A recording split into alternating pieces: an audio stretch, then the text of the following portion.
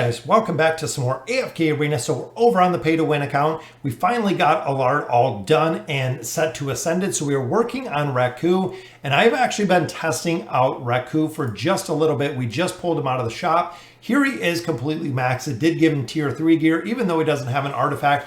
So this is the one that we can borrow. So a couple of things that I noticed is looking at his skills and abilities, and I'm not sure if you have used him yet.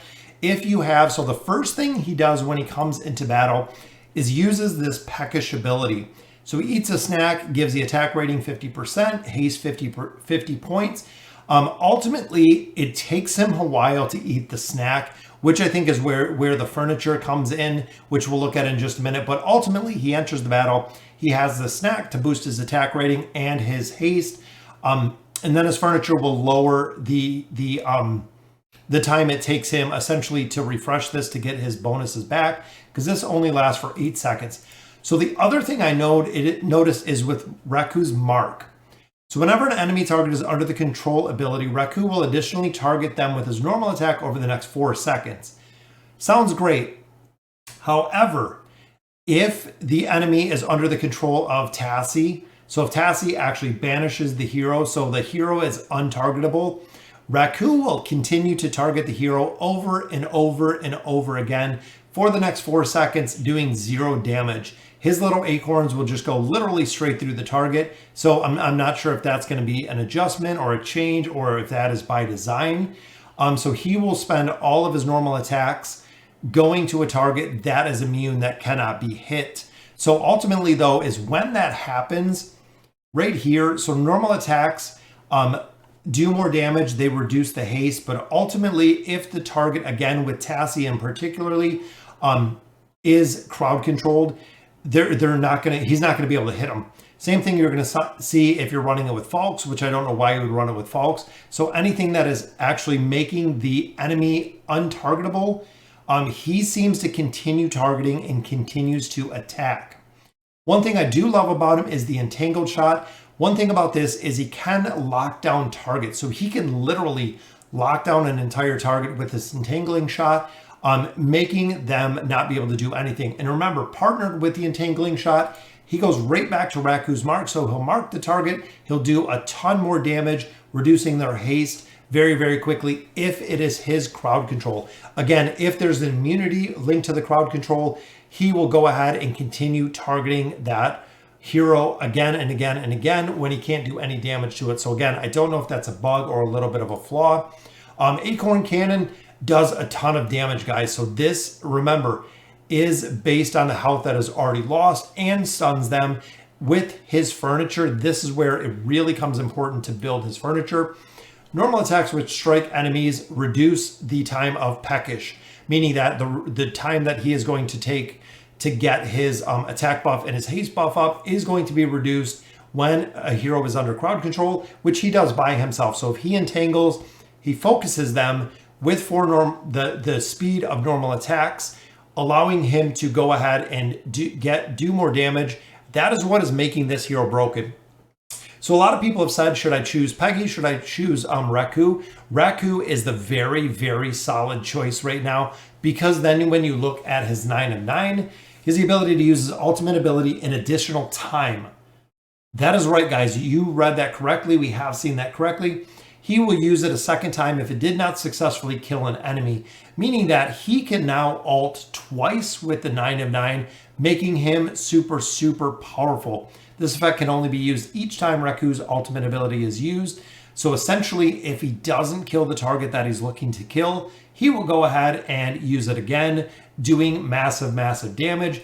Because remember, they cap it at 900% of his attack rating. Additional damage dealt is equal to 65% of the health already lost by the enemy target. So again, doing a significant amount of damage, especially to a damaged target.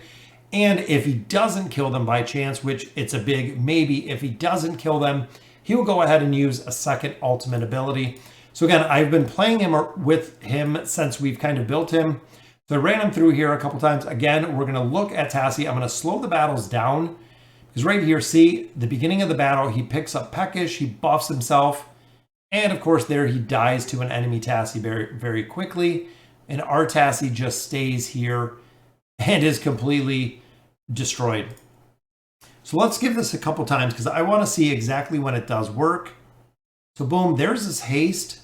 So now there's his normal attacks. Again, attacking Iran that was banished didn't do anything. So he cannot target. He will attack the target, but he cannot hit the target. So let's drop Tassie out of here. We'll go ahead. Let's drop in Gorvo. So we'll have a little bit more crowd control there. So boom, there he goes. He eats his fruit. There is his haste. There he got a couple shots off. Hopefully he gets the root. There's the root, guys. Ultimate ability. Boom, there's once. Boom, there's twice. I think he got it off twice there. Look at that, guys.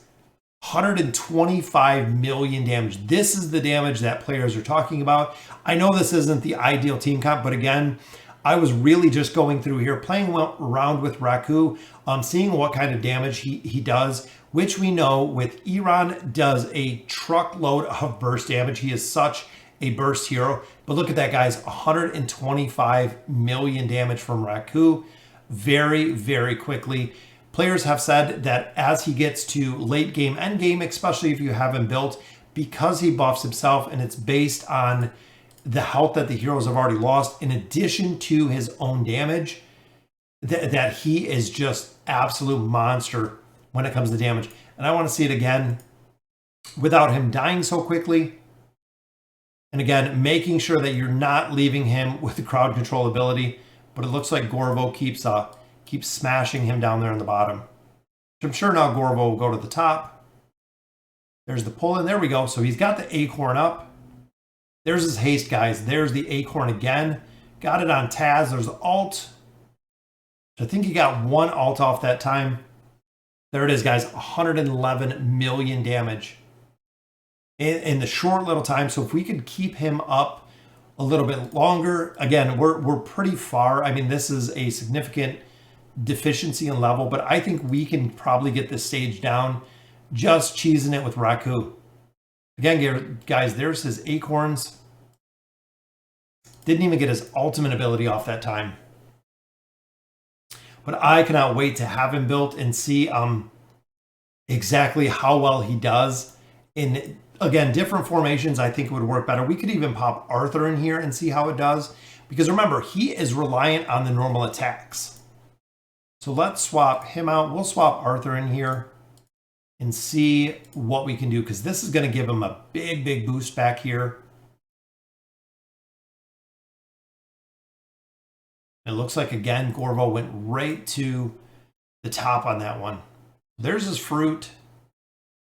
Again, Arthur's getting destroyed in here, even being completely maxed out. Boom, there's our slow tornado through everybody. 116, he even died early on that one to do 116 million damage behind Arthur. Again, this isn't the ideal stage for him. But there's the alt. He's got a lot of dodge up there. I think we got a couple attacks off there. 117 million. Guys, so Raku does some serious damage. I cannot wait to have him built himself. Remember, guys, this is also with an out an artifact. So he does there. Iran is CC'd in the bottom. Boom, there's the ultimate. Shot the ultimate twice, it looks like, up there. 207 million damage. Wow. So actually protecting him, getting that ultimate ability off. Guys, 207 million damage. And again, I've just been kind of playing around with him since we borrowed him. I wanted to see, a lot of people have said, yeah, Raku definitely worth building. So he not only does an insane amount of damage, he offers the crowd control, ultimate ability. He can double ult essentially with that 9 of 9 furniture. Plus, remember, he has a very, very strong haste reduction, which is super strong as well. So he is definitely a total package. Out of Raku and out of Peggy, guys, I would 100% endorse building Raku. Peggy, we're still looking to find exactly where she's going to fit. So that one, we still have a little bit. So let me know, guys, if you guys are using Raku, what formations we're going with. So we've been doing this for quite a while. Let me know what formations you're using with Raku to really maximize his damage, maximize his survivability. Might work with Allard. That way, if Allard can keep him shielded or immune, I can see that working really well. But I want to know what combinations you guys are using for him. Definitely let me know if you're using Raku, especially in any stage of the game, guys. A lot of players are saying late game, end game, he does absolutely amazing. So again, guys, let me know in the comments what you guys are using him for. And as always, thank you guys for watching.